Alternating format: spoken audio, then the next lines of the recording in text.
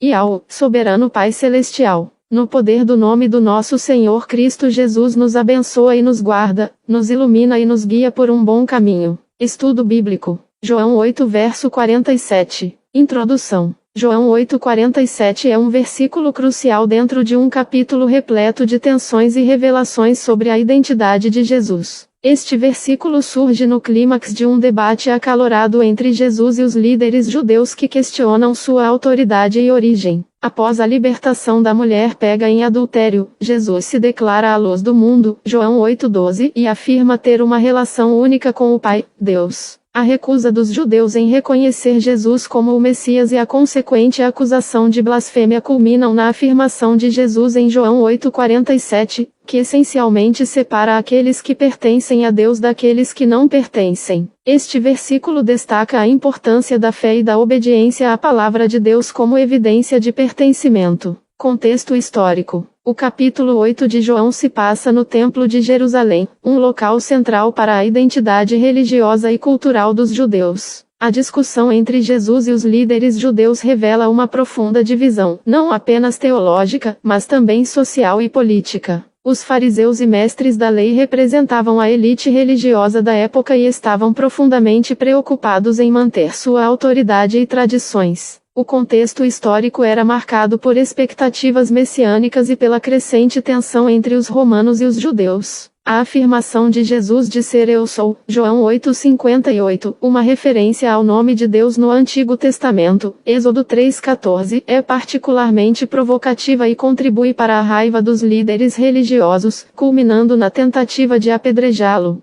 Todo esse contexto demonstra a crescente oposição a Jesus por parte das autoridades religiosas, que o veem como uma ameaça à sua autoridade e ao status quo. Interpretação. Sob uma perspectiva teológica protestante e trinitária, João 8,47 é uma declaração sobre a natureza da fé verdadeira. Este versículo revela que o pertencimento a Deus não é meramente uma questão de herança, como afirmam os judeus ao reivindicarem serem descendentes de Abraão, mas de uma resposta ativa e obediente à palavra de Deus. Aqueles que genuinamente pertencem a Deus demonstram isso ao ouvir e internalizar suas palavras, o que implica em fé, obediência e transformação de vida. A expressão palavras de Deus neste contexto refere-se especificamente ao ensino e às revelações de Jesus, que é o Verbo encarnado, João 1,14. A rejeição das palavras de Jesus, demonstrada pela incredulidade dos líderes judeus, é, portanto, um sinal de que eles não pertencem a Deus, mesmo que professem ser seus seguidores. Essa interpretação é compatível com a doutrina da justificação pela fé, onde a fé verdadeira é acompanhada por obras que evidenciam a transformação interior. Para os crentes contemporâneos, João 8,47 serve como um chamado à autorreflexão.